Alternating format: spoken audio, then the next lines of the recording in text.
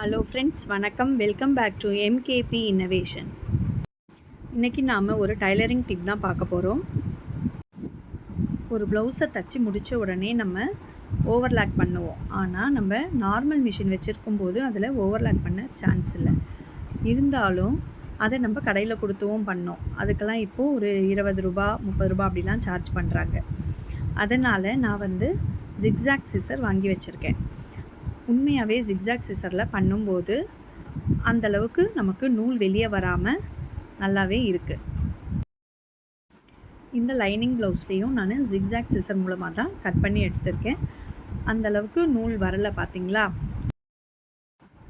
இருந்தாலும் கடைசியாக நான் அது ஓரமாகவே ஒரு தையலும் போட்டும்போது இன்னமும் நமக்கு ஸ்ட்ராங்காக இருந்து நூல் வெளியே வரத்துக்கு வாய்ப்பே இல்லை.